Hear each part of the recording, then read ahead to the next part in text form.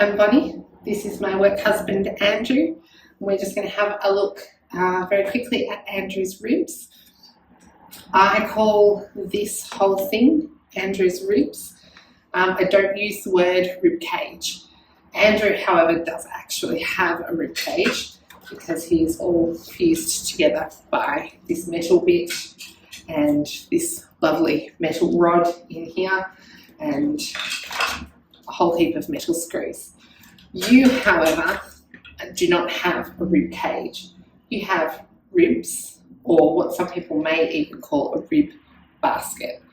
The reason that we don't use, or I don't use the word rib cage, is because as you breathe, your ribs move. All of them move. Yes, they are attached to each other from a whole heap of little muscles in between each of the ribs, but they move. They move a little bit like Venetian blinds are attached to each other, in that you can actually individually move each rib, but if you move one, it's quite possibly going to have a flow-on effect, moving the next one, the next one, the next one, and then the next one. So when we're looking at ribs and how ribs move, the most important part is the diaphragm down here. The diaphragm descends. As the diaphragm descends, air gets pulled in. It's not that you breathe in and then the breath in moves the diaphragm down. It starts with the diaphragm. The diaphragm descends and that pulls air in.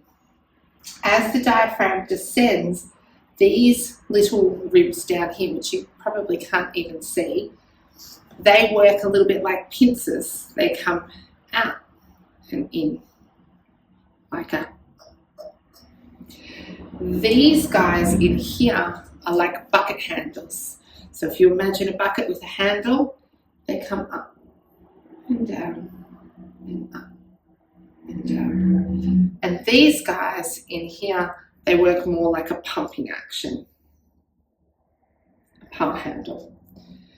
So it all starts with the diaphragm.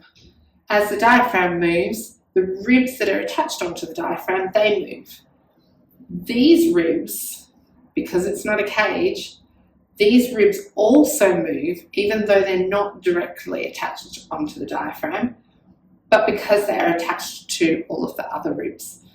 So as you can imagine, the ribs at the bottom, they move the most. As you get higher and higher up, they move a little bit less.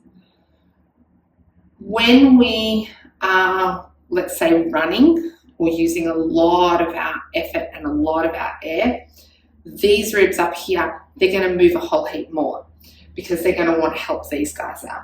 There are muscles attached into here that will pull those ribs up.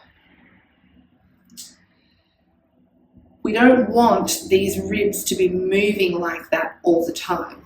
Yep. The strength is down here. The most movement is down here. These guys, they just kind of move with this unless we're running. Yep.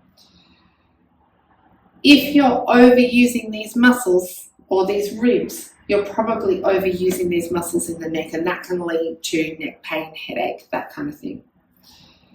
What we want is for predominantly the movement to come here, and because our ribs are not a cage, they are a basket, you'll want the whole ribs to expand, the whole lungs to expand, but the predominant movement to be down here. Thank you for listening to me.